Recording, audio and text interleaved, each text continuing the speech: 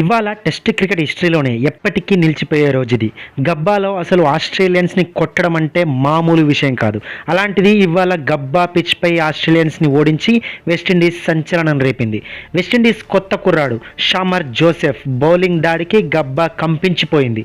West Indies batting సమయంలో కాలి బొటన వేలుకి దెబ్బ తగిలి బ్యాటింగ్ కూడా చేయలేక వెనుదిరిగిన షామర్ జోసెఫ్ బౌలింగ్లో మాత్రం దెబ్బని కూడా లెక్క చేయకుండా కంటిన్యూస్గా 12 ఓవర్స్ పాటు వేసిన స్పెల్కి ఆస్ట్రేలియన్స్ బెంబేలెత్తిపోయారు.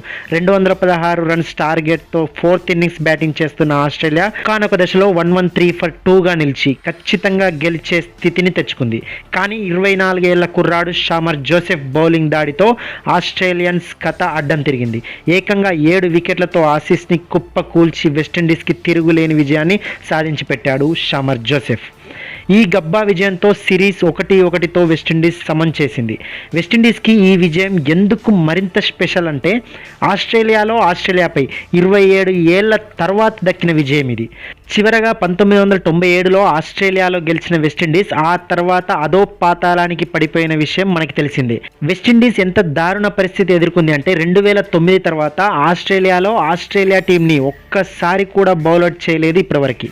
ఇప్పుడు వాళ్ళని బౌల్అవుట్ చేయడమే కాదు, గబ్బా టెస్ట్ని గెలిచి 2003 తర్వాత ఆస్ట్రేలియాపై మొదటిసారి ఒక టెస్ట్ మ్యాచ్ని గెలిచింది. అంతేకాదు, ఇప్పటి వరకు day and night pink ball టెస్ట్లో ఆస్ట్రేలియా ఎన్నడూ ఓడిపోలేదు.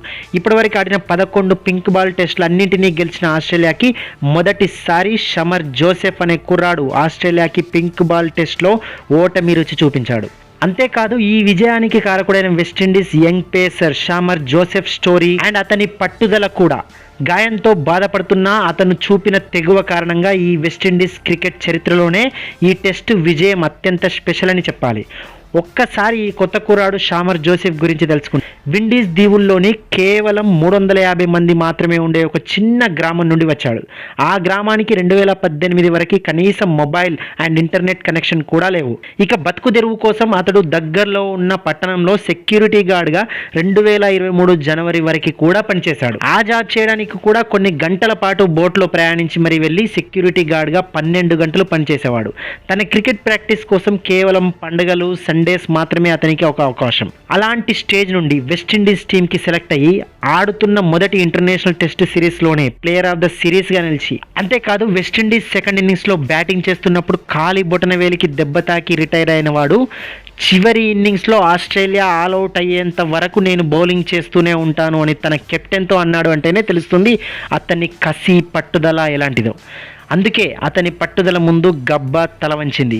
ఏకంగా 7 వికెట్లతో సంచలనం రేపి man of the match and man of the సిరీస్ని గెలిచి వెస్టిండీస్కి కనీ విని ఎరుగని అద్భుతమైన విక్టరీ సాధించి పెట్టిన షామర్ జోసెఫ్ జీవిత చరిత్ర ఎంతో మందికి ఒక ఇన్స్పిరేషన్ అని చెప్పాలి. I hope you like this video. మీకు ఈ వీడియో నచ్చితే తప్పకుండా లైక్ చేయండి, మీ ఫ్రెండ్స్ అండ్ ఫ్యామిలీకి షేర్ చేయండి. ఇలాంటి మరిన్ని ఇంట్రెస్టింగ్ క్రికెట్ వీడియోస్ కోసం మన తెలుగు స్పోర్ట్స్ అడ్డా ఛానల్ని ఇప్పుడే సబ్స్క్రైబ్ చేసుకొని పక్కనే ఉన్న బెల్ ఐకాన్ని కూడా యాక్టివేట్ చేసుకోండి. Thank you so much for watching. జై హింద్.